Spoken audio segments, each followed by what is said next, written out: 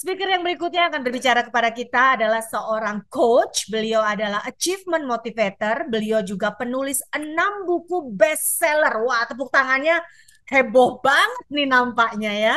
Dan beliau juga seorang sales and leadership coach. Mendengarkan dari semua yang dipaparkan dari Bu Elin, Pak Iwan, dan juga Bu Rista, nampaknya kita perlu amunisi-amunisi nih dari seorang coach yang luar biasa untuk kita juga bisa mencapai achievement kita yang luar biasa di tahun 2024 ini secara lebih keren, secara lebih profesional. Tetapi sebelum saya lanjut siapakah beliau ini, baik kita simak tayangan video profile dari seorang coach Haryanto Kandani. Silakan.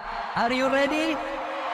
Telah memotivasi lebih dari 1 juta orang dari berbagai kalangan. Berpengalaman belasan tahun, membawakan seminar di ribuan perusahaan dan organisasi. Untuk BUMN dan kementerian. Lebih dari 30 kota besar di Indonesia dan beberapa negara.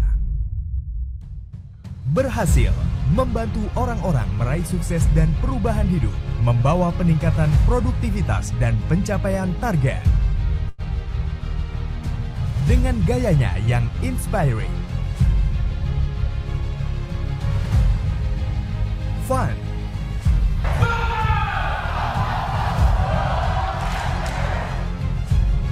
dynamic,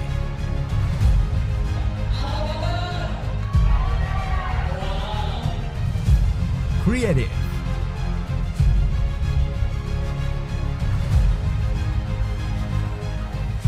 challenging, dan selalu tampil all out.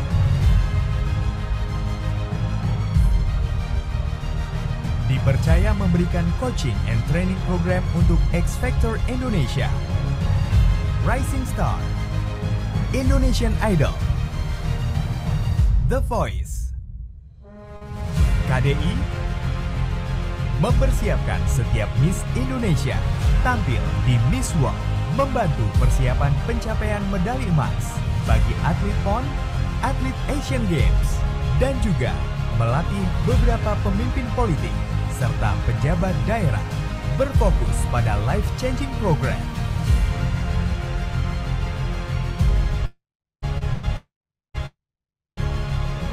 Secara rutin mengadakan public seminar dengan berbagai topik. In-house training,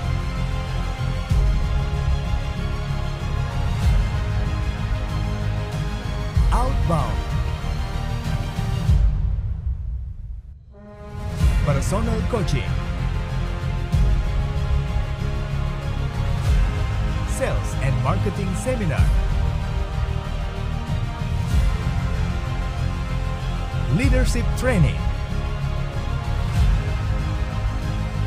business gathering,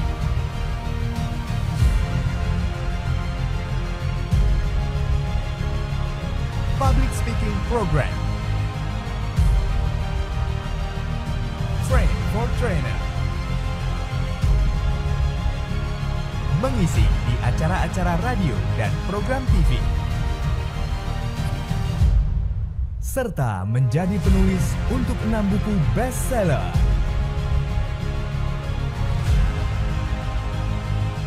Amazing sekali. Sungguh luar biasa. He does his training from the heart, and that is most important. Banyak ilmunya, teorinya juga bagus. Karena saya udah ngerasain sendiri manfaatnya. Beliau adalah seorang personal coach, business owner, founder of Next Level Training and Motivation. Let's welcome Haryanto Kandani. Selamat pagi semuanya, para teman-teman dari AAJI, khususnya insan asuransi, agent, leader dari berbagai brand yang berkumpul. Saya mengikuti tadi betapa luar biasa. Forum seperti inilah yang dibutuhkan untuk kita bisa membuat profesionalisme sebagai agen asuransi atau insan asuransi di Indonesia bisa tetap melayani customer atau nasabah dengan luar biasa tentunya. Dan saya sebagai seorang coach yang sering melatih berbagai brand asuransi khususnya, dan juga bertemu dengan banyak sekali agent dan leader. Saya mengetahui sekali suka duka, tantangan. Ya, nanti kita akan bahas juga dari segi twisting, poaching, integrity, bisnis etik. Inilah yang penting kita perhatikan. Ya, jadi saya bersyukur ya rekan-rekan dari pengurus, Pak Jos, Pak Rusli, ya, Bu Elin dan lain sebagainya. Bagaimana asosiasi ini menjaga. Jadi asosiasi inilah yang menjaga supaya kita semua bisa maksimal di dalam pencapaian-pencapaian kita. Dan saya di sesi terakhir, saya akan berbagi singkat dalam kurang lebih 50 menit ke depan bagaimana strategi-strategi kita bisa menjadi tenaga pemasar yang profesional. Dan izinkan saya share bagaimana kita bisa menjadi tenaga pemasar yang profesional menghadapi tahun 2024. Saya yakin kita semua ingin punya pencapaian yang lebih baik, bisnis yang berkembang, penjualan yang luar biasa, bahkan tim juga yang mengalami kemajuan. Nah, di sini nanti ada yang tanya tadi apakah materinya dibagikan? Ya, setelah acara Anda boleh dapatkan materi dari panitia atau Anda boleh DM saya di Instagram, nanti saya kasih materinya lewat link download ya. Dengan kata kunci AAJI ya, Anda boleh DM coach. Kalau Anda belum follow, Anda boleh follow Instagram saya @haryanto.kandani karena setiap paginya saya memberikan konten-konten inspiratif tentang komunikasi, leadership, sales, marketing. Oke, langsung saja ya. Oke, apa yang sudah teman-teman capai sejauh ini? Awal tahun ini, waktu berasa berlalu dengan cepat. Kita sudah ada di tanggal 19 Januari. Ya, tanpa terasa sudah habis 1 bulan lagi di tahun yang baru ini. Nah, berbicara awal tahun, itu adalah momen terbaik kita melakukan evaluasi. Ya, apa yang kita sudah lalui dari tahun 2023 sampai dengan awal tahun ini.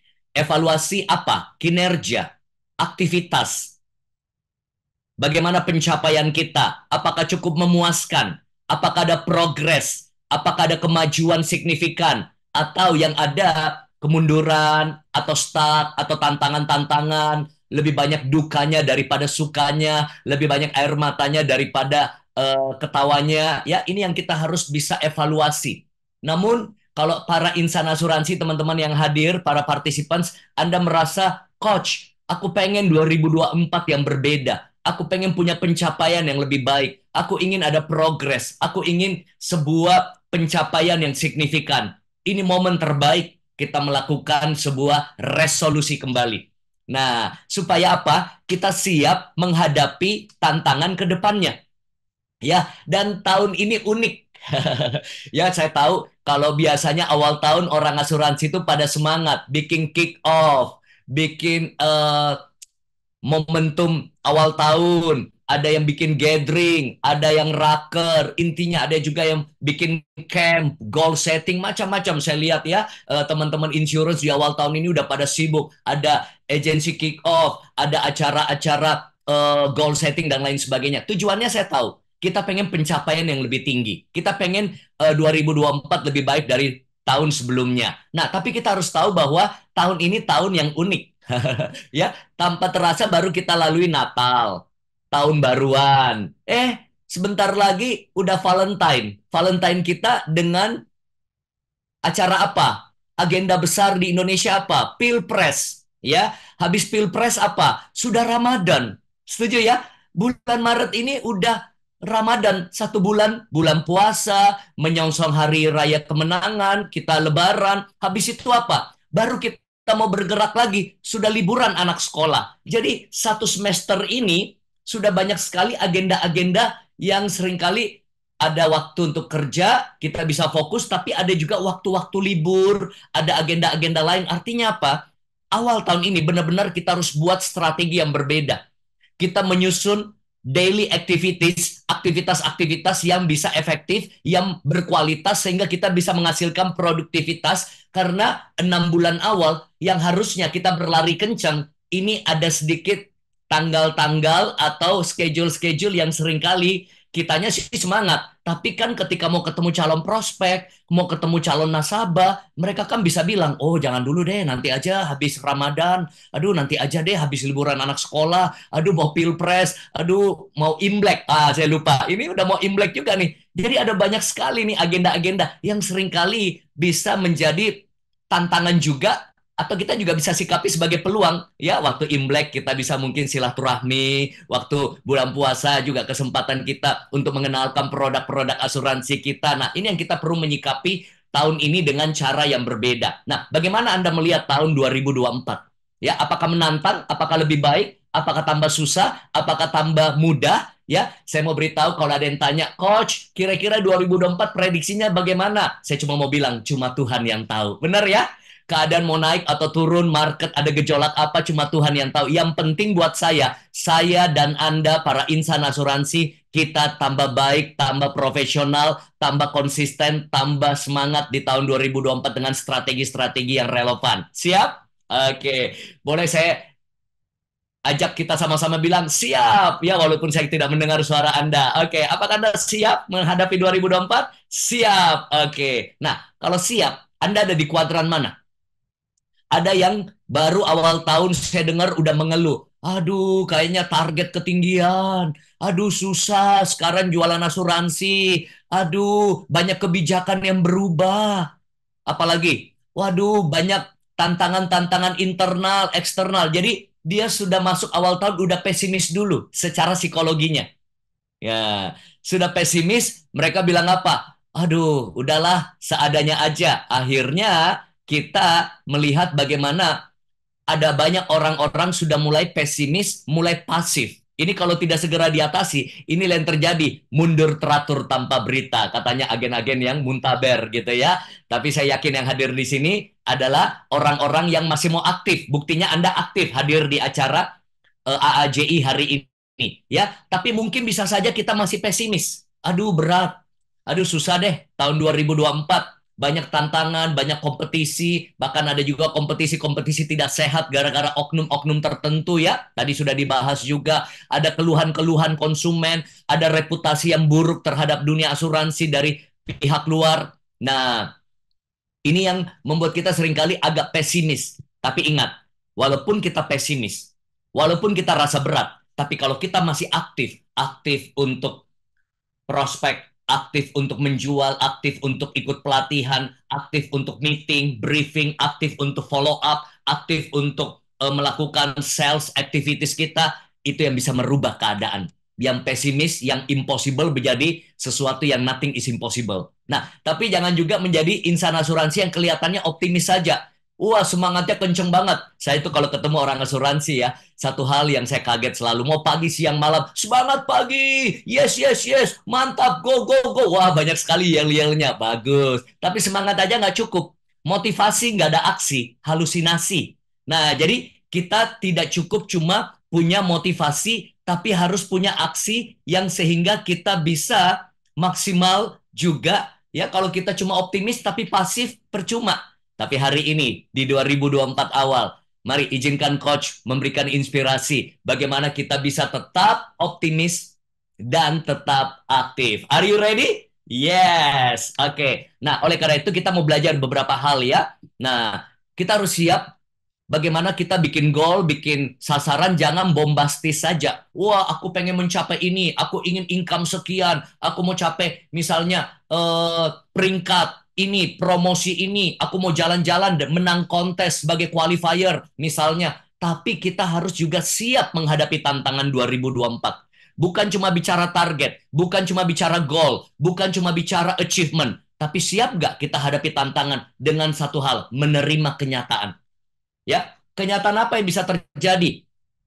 Perubahan-perubahan kebijakan, ada repricing, ya, ada mungkin aturan-aturan baru, baik dari OJK, baik dari brand Anda sendiri, dari perusahaan Anda sendiri, ya, ada penyesuaian-penyesuaian produk, ya, ini yang harus kita bisa terima kenyataan. Nah, kalau kita bisa terima kenyataan, perubahan-perubahan yang ada, baru kita bisa mudah beradaptasi, ya. Jadi kemampuan kita untuk agile, adapt, ya, untuk bisa fleksibel dengan perubahan dan situasi yang ada, itu yang membuat kita bisa maksimal dan bicara achievement target. Ya, jadi teman-teman jangan cuma bicara target goal saja, tapi kita harus siap beradaptasi dengan gejolak, dengan tantangan, dengan situasi yang mungkin tidak ideal, situasi yang mungkin tidak sesuai dengan harapan kita, situasi yang mungkin di luar ekspektasi kita. Nah, ini yang membuat kita bisa membuat 2024 kita menjadi berbeda. Oke, nah karena waktu singkat, saya akan bagikan 4 poin penting, ya, bagaimana menjadi tenaga pemasar profesional. Tapi sebelumnya kita setuju ya, dunia sudah berubah. Ya, dunia kita sudah berubah.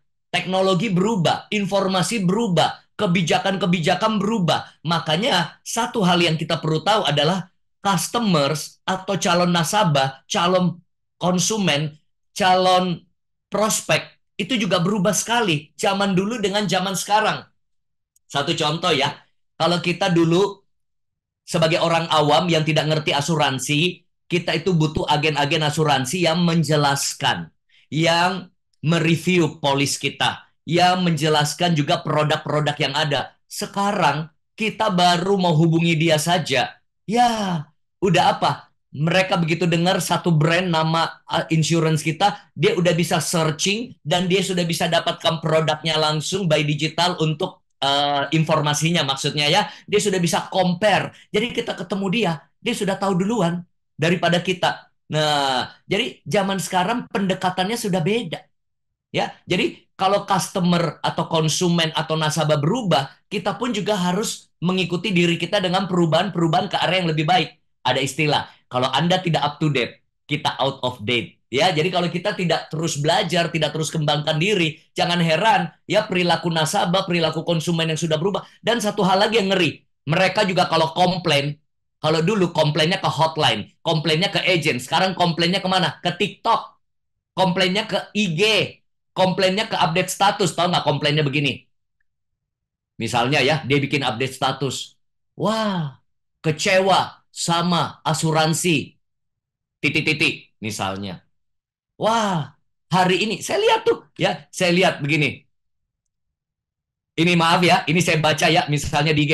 Gila nih, orang asuransi ini caranya udah nggak main-main nih. Waduh, masa kita dibohongi begini-begini, mau ketemu begini, ternyata tujuannya begini. Jadi, dan yang posting itu influencer.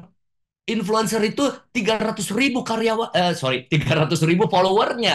Ya, jadi dia bikin 2-3 story curhat tentang perlakuannya. Nah, ini lagi nih. Ini yang saya lihat ya. Ini saya mengutip saja ya. Saya mau memediasi bagaimana kita jadi profesional. Saya baru lihat ada influencer terkenal, dia bilang begini. Wah, intinya begini ya. Hati-hati ya. Kalau ada teman lama sudah 3 tahun, 5 tahun nggak ketemu, terus bilang begini. Halo Pak Budi atau halo Budi, apa kabar? Ketemu yuk sharing-sharing. Hati-hati, itu tanda-tanda orang asuransi. Nah, yang kedua lagi, ya kalau ada teman lama bilang begini, apa kabar? Nah, kamu sibuk apa sekarang? Ketemuan yuk. Aku ada sesuatu yang menarik nih. Agen asuransi. Nah, kenapa? Itu mereka udah tahu tuh semuanya. Kenapa? Mereka bilang enak banget ya. Sudah lama nggak ketemu, nggak tanya kabar, nggak tanya eh, eh, keadaan seperti apa, langsung mikirin kepentingan diri sendiri. Nah, saya suka bilang begini, kalau kita jadi agen asuransi, mental kita itu harus mental malaikat, jangan mental tuyul. Mental tuyul itu lihat orang, apa yang saya bisa ambil dari dia. Kita harus mental malaikat, apa yang saya bisa support dulu, apa yang mungkin perhatian, apa yang mungkin saya bisa kasih informasi baik. Jadi jangan langsung ketemu orang kepentingan kita. Khususnya sudah lama nggak ketemu ya. Nah, terus bohong lagi. Ada apa ya? Oh, ini ada peluang bisnis bagus gitu ya. Sharing dulu aja. Oh, nggak bisa, harus ketemu langsung. Itu. Jadi sudah disebarkan di luar bahwa inilah hati-hati dengan agen asuransi. Satu sisi, kita sebagai insan asuransi makin sulit ya mau jualan. Nah, yang kedua lagi, sekarang kita mau sales call, apalagi nggak kenal, udah susah. Saya sendiri eh, menggunakan aplikasi namanya Get Contact. Ya, ada yang tahu Get Contact? Kenapa? Hampir tiap hari ada teleponan masuk, ya, saya pikir penting.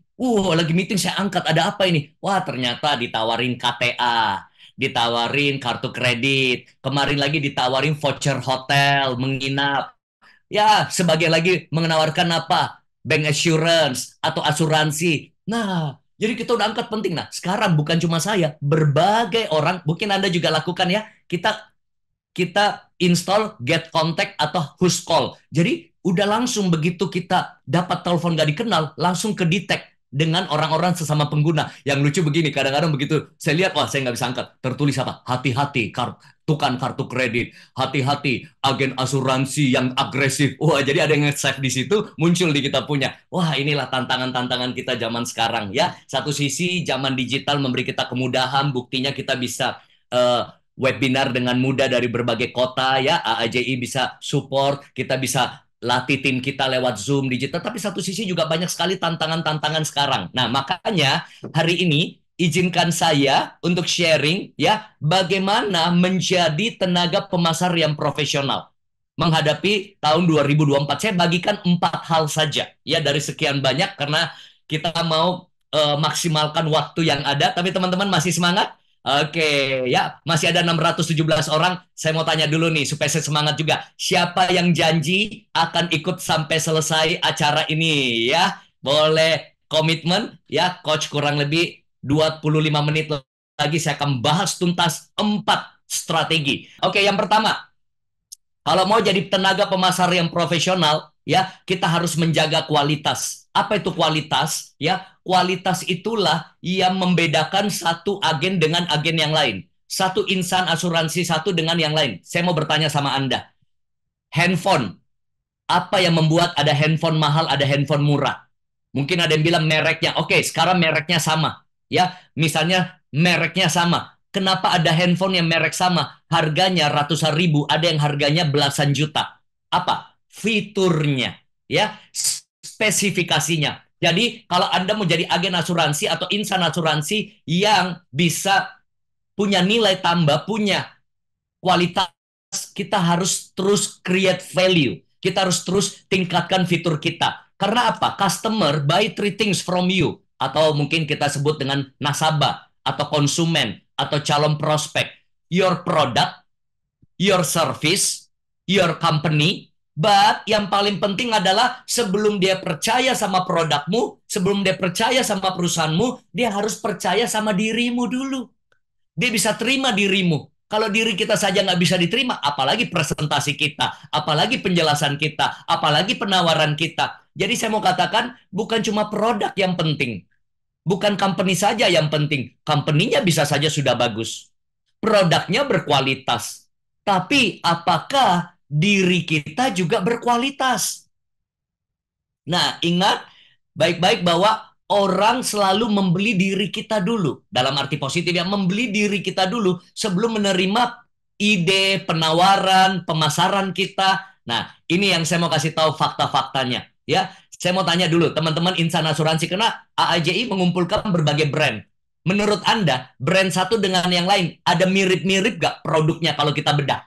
Jadi teman-teman, saya mau tanya, apakah setuju kalau produk asuransi satu dengan yang lain ada kemiripan? Ada, kayak produk perbankan juga mirip-mirip, cuma namanya yang beda. Tapi intinya, misalnya produk perbankan, deposito, cuma beda deposito namanya, suku bunganya ya beda-beda dikit lah, ada cashback-nya dan lain sebagainya, atau produk obligasi reksadana. Nah, sama produk asuransi, ada yang konvensional, ada yang buat UP jiwa, ada yang critical illness, ya macam-macam lah ya, ada yang rumah sakit, ada yang mungkin untuk proteksi meninggal ya, ataupun juga untuk sakit kritis ya, cuma namanya beda-beda.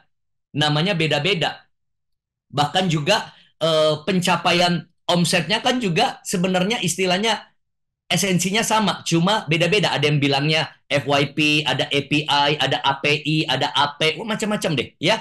Tapi intinya mirip sebenarnya kan. Nah, artinya apa? Ini yang saya mau beritahu. Kalau produk mirip, ya, produk kompetitif, tapi yang kita nggak boleh kalah, ya, jangan sampai kita kalah di service, ya.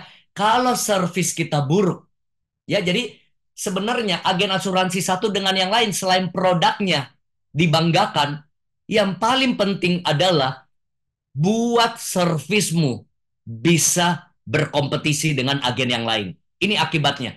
Kalau servis kita buruk, kita kehilangan customer, nasabah, prospek. Kita kehilangan referral. Kita kehilangan repeat order. Kompetitor bisa menang. Nah, kita berkompetisi jangan saling jelek-jelekin produk. Jangan saling melanggar etika atau mis-selling. Tapi bagaimana meningkatkan servis kita. Nah, ini saya mau kasih pandangan buat Anda data yang saya dapatkan. One bad experience can cost you 82% of respondents stop doing business atau stop bertransaksi with an organization due to a poor customer experience. Wow. Jadi customer experience ini penting kita jaga. Kenapa? Mereka bisa stop menjadi nasabah, mereka bisa stop menjadi salah satu anggota dari pemegang polis dari sebuah brand. Karena apa? Customer experience yang buruk. Dan kalau kita lihat, cermati, bukan organisasinya seringkali yang buruk. Bukan semua agen asuransi yang buruk. Bukan leadernya semua yang buruk. Ada oknum-oknum. Ada segelintir orang yang mau cara cepat bisa dapat kekayaan, cara cepat bisa closing, cara cepat bisa rekrut orang. Akhirnya apa? Mereka memberikan customer experience yang buruk. Nah, ini kita lihat ya. Zaman sekarang, kita lihat orang lihat rating. Lihat rating, setuju nggak Bapak Ibu? Jangankan kita. Ada istilah nih, kalau kita naik transportasi online, ada sebutan begini. Kak, jangan lupa ya. Ada yang bisa jawab nggak? Tuh, boleh taruh di kolom tanya jawab tuh. Kak, jangan lupa apa? Titik-titik. Oke. Ya, jangan lupa apa, Kak? Oke. Di mana nih tempat mereka? Jangan lupa bintang 5-nya. Ya, Kak, jangan lupa bintang 5-nya. Ya, jangan lupa bintang 5-nya. Jadi, mereka itu butuh rating. Nah, sekarang kita mau jalan-jalan kemana? Kita lihat dari TripAdvisor atau paling sering kalau kita mau makan di satu tempat, kita buka Google, kita lihat ulasan, review. Nah, sekarang juga orang akan memberikan rating pada pelayanan Anda secara tidak langsung. Beberapa WC atau toilet umum sekarang saya lihat pakai rating, ya. Jadi kalau kita keluar dari toilet umum itu atau layanan publik ya, kita misalnya di imigrasi, kita misalnya layanan publik, apalagi pengurusan SIM keliling dan lain sebagainya, sekarang sudah ada mesin yang bisa rate experience. Apakah poor, jelek, apakah average, sedang-sedang, apakah baik, apakah excellent, atau outstanding. Nah, inilah persaingan yang harusnya kita bermain di sini, para agen asuransi. Jangan cuma saling jelekin produk, jangan cuma narik-narikin, poaching, twisting dengan cara-cara tidak etika, tapi bagaimana kita perang di service. Supaya pilihannya apa? Produk mirip-mirip. Produk mirip-mirip ya. Angka-angka itu kalau dibedah juga mirip-mirip ya. Tapi bagaimana kita perang service? Ya. Makanya kan kalau Anda pernah ikut sesi saya suka bilang kalau ada yang tanya, "Coach, cari pasangan hidup itu sebaiknya profesinya apa?" Saya suka bilang agen asuransi. Karena masa depan nasabah saja dia urusin, apalagi masa depanmu. Wis ya. Jadi benar-benar service itu orang rela bayar mahal demi sebuah service. Bintang 5 dengan kelas melati beda nggak servisnya? Rumah sakit aja, kita lihat servisnya beda. Ada yang kelas VIP, kelas utama, ada kelas yang satu kamar 8 orang gitu ya. Pelayanannya beda. Begitu pula ketika Anda sebagai insan asuransi, baik dalam rekrut tim, baik dalam menjual produk, jangan pernah tinggalkan namanya service. Nah, ini yang saya pegang ya, teman-teman bisa baca. Ini pegangan filosofi yang saya sangat percayai. If we don't take care of our customer, someone else will. Kalau Anda tidak urusin nasabahmu, Anda tidak urusin customermu dengan baik, ada orang lain yang akan urusin. Siapa orang lain itu? Agen sebelah. Insan asuransi yang mungkin satu perusahaan dengan kita, teman kita sendiri, siap take care. Atau kompetitor lah bahasa langsungnya. Mungkin kompetitor siap. Ayo, kalau kamu nggak urusin nasabahmu, ayo sini aku urusin, ya. Nah, makanya banyak tuh strategi-strategi saya lihat ya. Mereka misalnya Misalnya gini, waktu dia prospek terus ada yang bilang, oh aku udah punya asuransi. Oh nggak apa-apa Bu, Pak, kalau punya asuransi, aku bisa bantu bedah polisnya, review, siapa tahu ada yang masih perlu diupdate, gratis kok. Konsultasi gratis dengan saya, dan Bapak Ibu nggak perlu ambil asuransi dengan saya karena Bapak Ibu sudah punya asuransi. Ah, itu ada strategi begitu dengan harapan apa? Ketika dia lihat, dia review ya, dia support.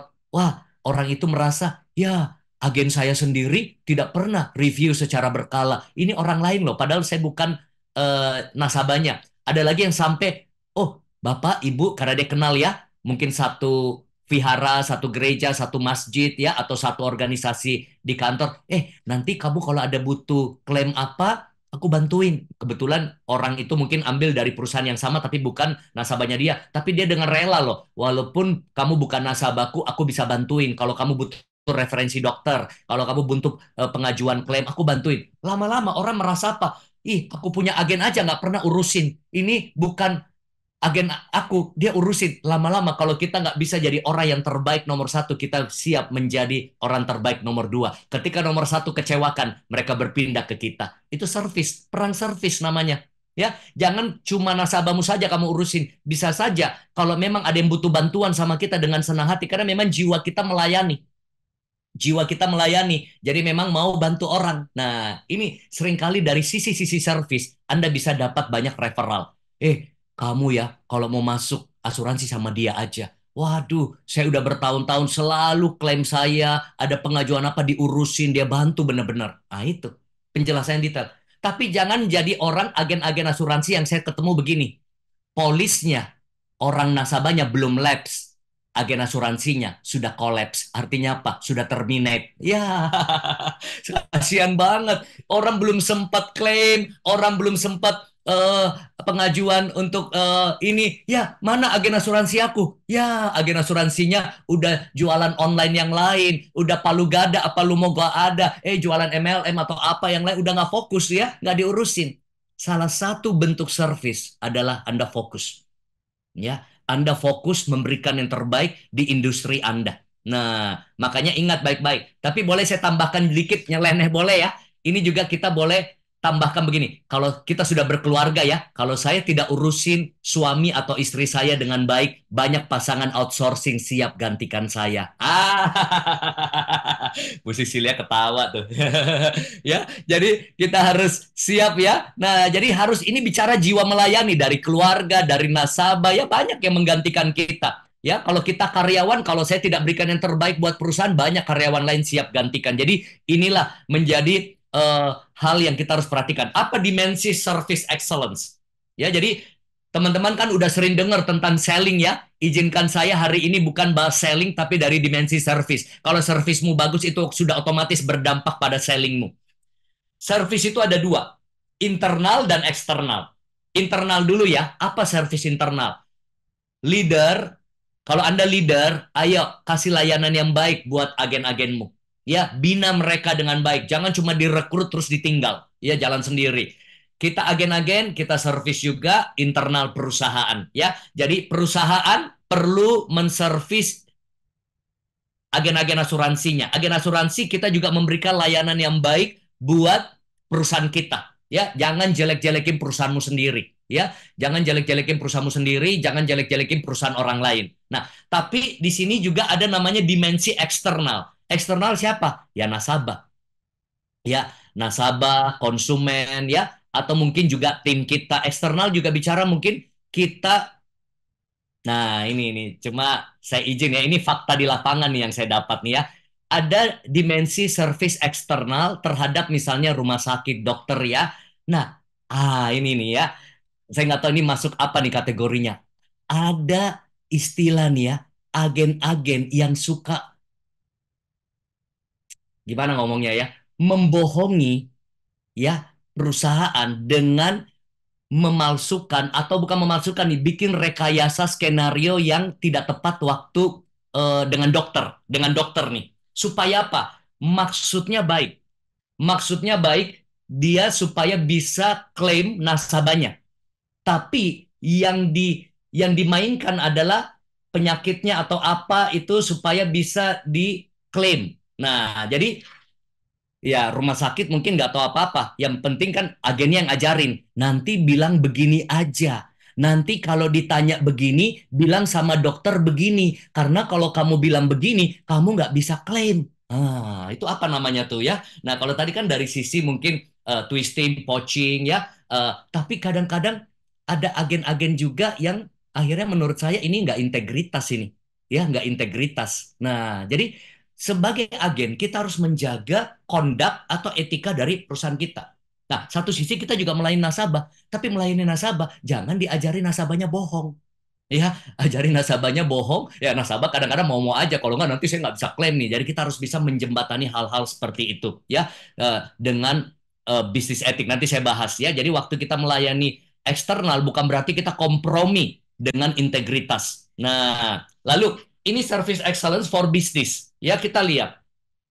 Apa sih manfaatnya kalau Anda punya service yang bagus? Jadi saya mau pendekatannya ini dari kualitas service, bukan dari kualitas cuma penjualan. Ya, karena waktu service excellence-mu bagus, otomatis penjualanmu bisa meningkat. Dan itu menjadi tolak ukur kepuasan nasabah. Dan itu bisa menjadi ciri khas perusahaan. Oh, ternyata orang-orang dari perusahaan asuransi ini, wah, itu agen-agennya sangat itu ya, sangat profesional, sangat bagus servisnya. Akhirnya terjadi retensi pelanggan, bahasa umumnya. Retensi pelanggan ya, bahasa asuransinya ya, dia top up, dia repeat order lagi, dan bisa mengurangi berbagai masalah. Berbagai masalah karena Anda tidak lakukan mis-selling dan meningkatkan image perusahaan. Akhirnya dari mulut ke mulut. Karena puas kan?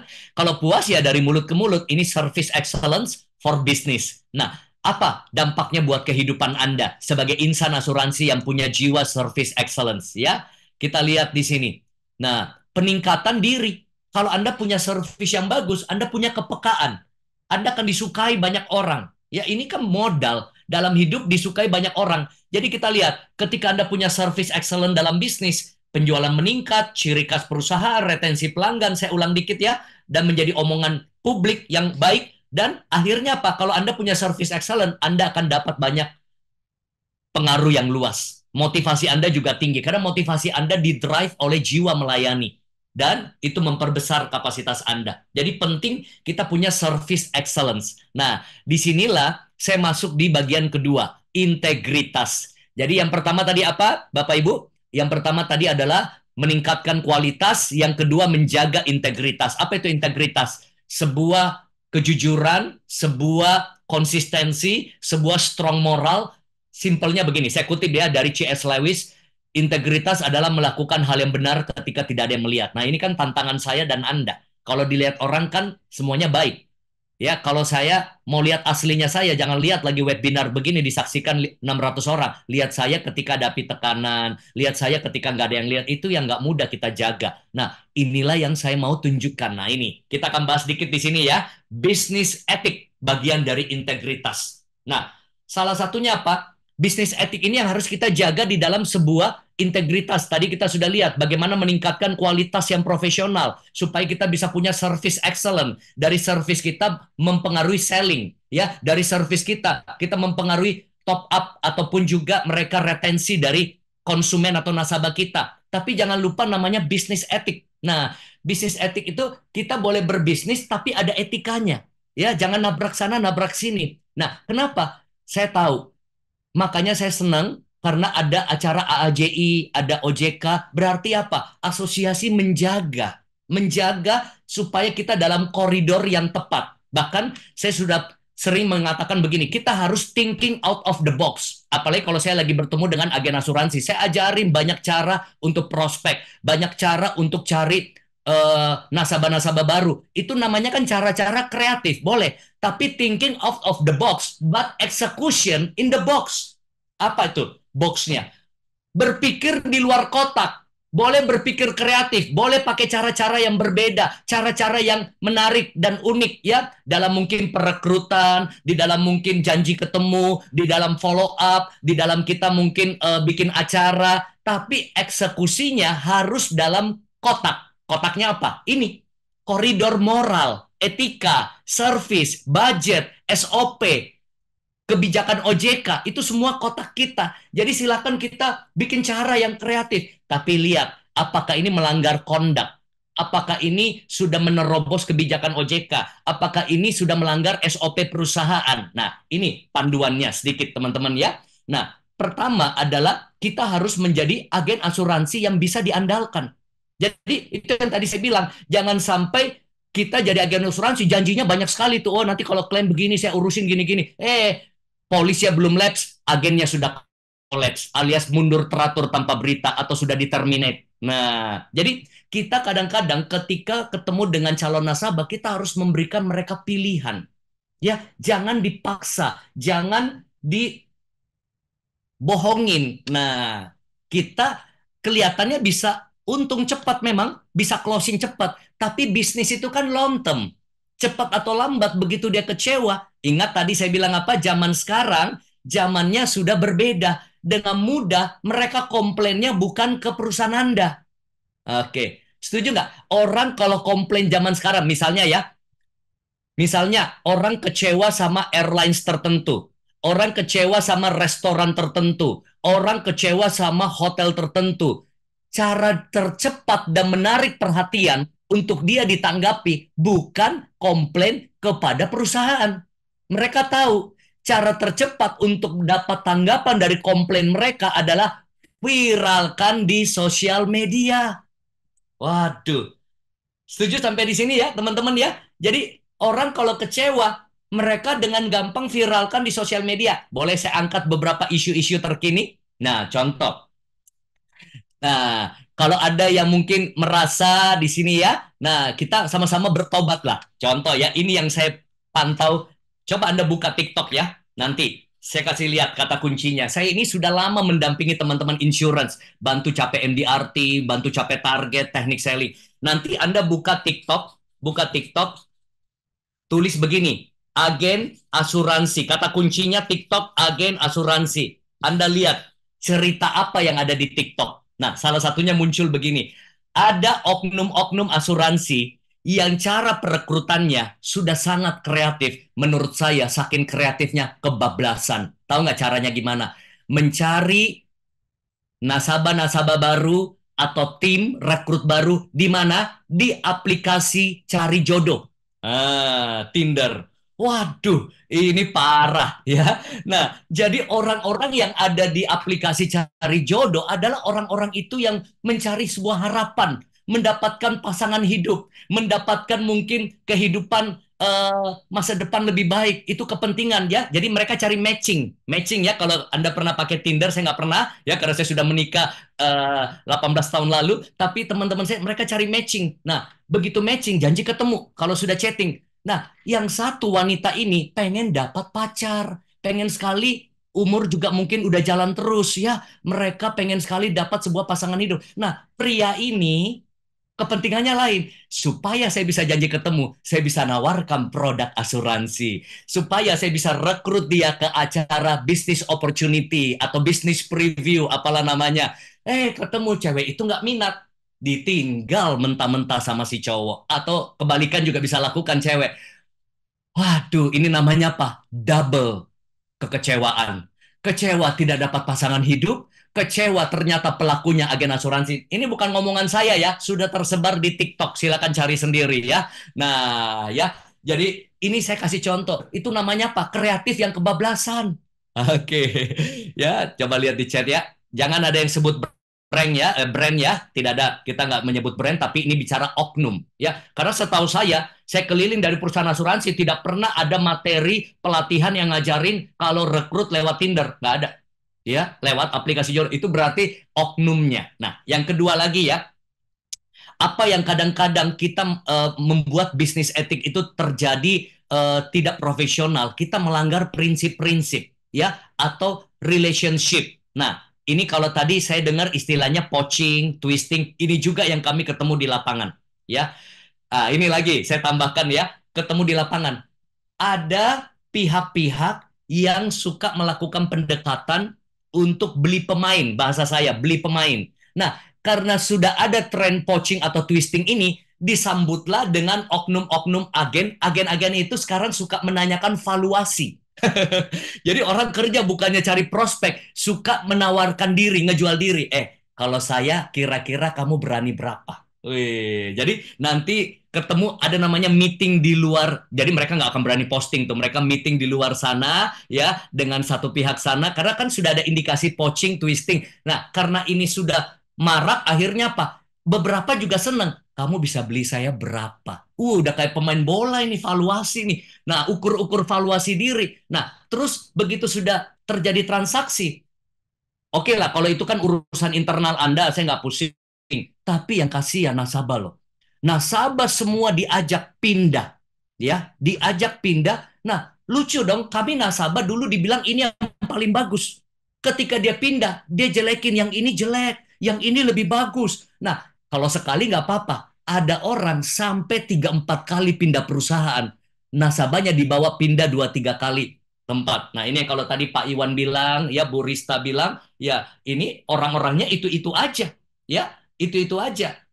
Kenapa? Ini pindah ke sana, ini pindah ke sana. Jadi bukan dapat nasabah baru, bukan edukasi market baru yang belum tahu asuransi, tapi nasabahnya yang lama dipindahin. Kenapa? Kepentingannya satu, dianya.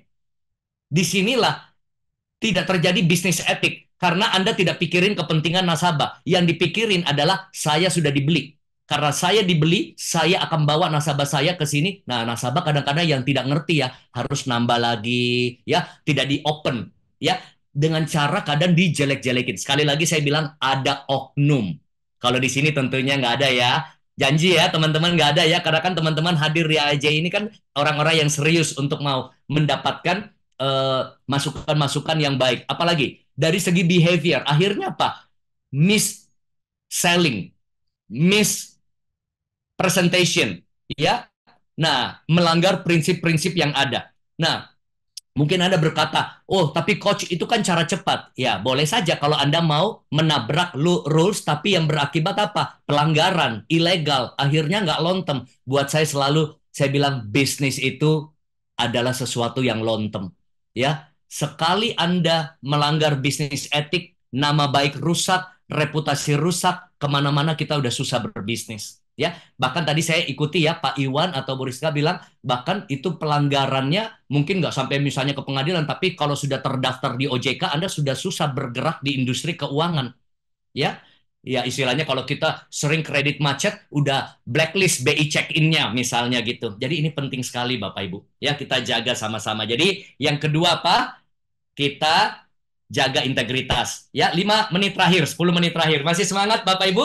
Nah, kita lihat yang ketiga, sebagai agen asuransi, kita harus perbesar kapasitas kita. Ya, mau lihat bisnis kita makin besar, mau lihat pencapaian kita makin hebat, penjualan makin naik, kapasitasmu yang perlu difokuskan. Grow yourself and your business will grow. Apa aja sih coach? Kapasitas diri yang perlu saya perbesar, kapasitas karakter. Ya, disitulah yang tadi saya katakan, ada profesionalisme, ada kejujuran, ada pelayanan yang baik, empati, ada memikirkan kepentingan banyak ya, terutama nasabah dan tim, bagaimana kita bisa juga punya kedisiplinan, tapi kemampuan harus ditingkatkan. Kadang-kadang salah satu bentuk servis adalah kemampuanmu menjelaskan, komunikasikan produk. Jangan sampai setiap kali kita komunikasi produk, calon nasabah bilang begini, kamu sih ngomong bagus, kalau nggak ngomong lebih bagus. Ya, makanya harus terus ikut pelatihan. Ya, mungkin tentang selling, tentang handling objection, ya, tentang bagaimana kita negosiasi, bagaimana kemampuan digital marketing. Dan saya melihat ya dari perusahaan Anda, bahkan dari AAJI sendiri juga melengkapi ya. Bahkan teman-teman kalau juga mau belajar banyak, Anda boleh intip di Instagram saya, di link bio. Di situ banyak sekali teman-teman agen asuransi dan leader yang belajar ya tentang public speaking, tentang leadership, tentang teknik coaching, tentang teknik selling. Setiap bulan kami lakukan. Ya, Anda boleh lihat kapan Anda sempat, Anda boleh upgrade kapasitas diri dengan saya sendiri akan bimbing Anda. Nah, apalagi kita juga bisa mengembangkan pengetahuan kita. Wajib hukumnya agen asuransi kuasai product knowledge, tapi bukan cuma product knowledge. Kita juga punya support knowledge. Ya, product knowledge adalah produk yang Anda tawarkan, tapi ada namanya support knowledge. Apa support knowledge? Mungkin pengetahuan tentang sekeliling dari dunia asuransi. Kita tahu tentang hukum waris, kita tahu tentang legalitas, kita tahu tentang nama-nama rumah sakit yang referensi dan dokter-dokter yang bagus, kita juga tahu tentang penyakit-penyakit kritis, kita tahu tentang instrumen investasi, kita tahu tentang pensiun, kita tahu tentang pendidikan anak, kita tahu tentang financial planning. Itulah yang membuat kemampuan dan pengetahuan kita luas, bukan cuma tentang produk, tapi tentang pendukung dari apa yang kita jual. Dan ada lagi satu namanya pengetahuan umum. Ya, kita juga luas wawasannya tentang politik, tentang ekonomi, tentang hiburan, tentang misalnya dunia pendidikan, olahraga. Karena kita ketemu dengan berbagai macam karakteristik nasabah. Ada nasabah yang sukanya ngobrol tentang hiburan, ada yang nasabah suka ngobrol tentang mungkin politik, ada yang suka ngobrol mungkin tentang pendidikan anak, ada yang suka ngomong tentang kuliner, traveling. Semakin luas wawasan kita, itu namanya sharing-sharing berakhir jadi selling. Interaksi berujung transaksi. Edukasi bisa jadi promosi, ya. Jadi jangan lupa perbesar kapasitas. Dan terakhir, ya, 2-3 menit terakhir, nanti saya kembalikan pada MC. Nah, yang keempat adalah teruslah kita mengembangkan mentalitas kita, ya. Mentalitas, karena kalau kita mau lihat result yang baru di tahun 2024 ini, kita harus punya new mindset, ya, new mindset. Mindset, pola pikir yang terus terupgrade, pola pikir yang terus bisa berpikir lebih kreatif, lebih inovatif, berpikir lebih besar, ya. Kita akan bisa punya hasil-hasil yang berbeda di tahun 2024 ini. Dan saya akhiri bahwa inilah mentalitas yang teman-teman agen asuransi harus miliki. Mentalitas seorang achiever, bukan mediocre. Mediocre itu mentalitasnya victim. Kelihatan, saya ketemu orang mentalnya mediocre udah ketahuan dari cara ngomongnya. Apa kabar sis? Apa kabar bro? Belum jawab aja, nafasnya udah nafas mediocre. Ya mau gimana lagi, kita mah korban kebijakan. Ya, kita mah korban di PHP. Kita mah korban di ghosting. Kita mah korban penolakan. Wah, kita mah korban target ketinggian. Wah, selalu hidupnya menyalahkan. Menyalahkan keadaan, menyalahkan situasi, cari alasan. Tapi kalau dia seorang achiever, mendengar tadi tentang kebijakan-kebijakan OJK, ada masukan-masukan mungkin dari perusahaan, dari AAJI, dia lihat ini sebagai peluang untuk saya bisa melayani dengan lebih baik. Dia tanggapi dengan sikap positif, dia mengambil tanggung jawab untuk bisa mengubah masa depan karirnya, bisnisnya di dunia asuransi. Apapun brand Anda, apapun perusahaan Anda, apapun produk Anda, ingat, tidak cukup produk yang bagus, tidak cukup cuma perusahaan yang bagus, tidak cukup di dalam naungan asosiasi AAJI, tapi yang terpenting jadilah pribadi yang terus berkualitas, ya, terus menjaga integritas, terus memperbesar kapasitas, dan mengembangkan mentalitas. Selamat buat Anda. Tahun 2024, kita semua berkomitmen menjadi tenaga pemasar yang profesional menghadapi 2024. Terima kasih. Jangan lupa yang mau materinya, nanti boleh DM saya di Instagram, ya. Dan saya tutup dengan satu quotes. Kita tidak bisa menggunakan standar-standar layanan, etika, cara berbisnis yang lama untuk mendapatkan pencapaian yang luar biasa. Selalu ingat, kualitas, integritas, kapasitas, mentalitas menjadi bekal kita di awal tahun ini untuk menjadi tenaga pemasar profesional. Terima kasih AJI, terima kasih Pak Rusli, Pak Jos, Bu Rika, Bu Sisilia, Bu Elin, Bu Rina, dan semua rekan-rekan dari OJK dan semua partisipan, ya. Saya kembalikan kepada MC untuk memimpin kita selanjutnya. Thank you so much. Keren banget. Komplit semuanya. Hari ini kita dibungkus dengan rapi. Thank you Coach Haryanto. Lengkap sekali ya bagaimana menjadi individu yang benar-benar handal, yang profesional di era tahun 2024. Poin 4 tadi sangat-sangat melekat. Bagaimana kita meningkatkan kualitas untuk memastikan feature kita menjadi feature yang service excellent. Yang kedua, menjaga integritas dengan tetap memiliki business ethic.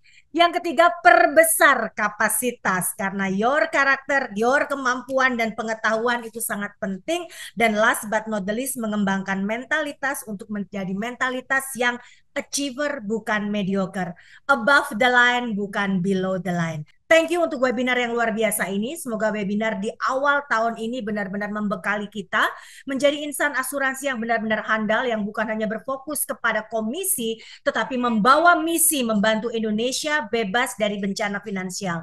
Sekali lagi kami mengucapkan terima kasih atas gagasan yang luar biasa untuk webinar inklusi tenaga pemasar ini. Sekali lagi kepada Pak Jos Chandra, terima kasih yang luar biasa. Kepada Bapak Rusli Chan yang selalu mendampingi saya di belakang layar, ini yang membuat saya tegar karena dua pria luar biasa ini ada terus bersama saya.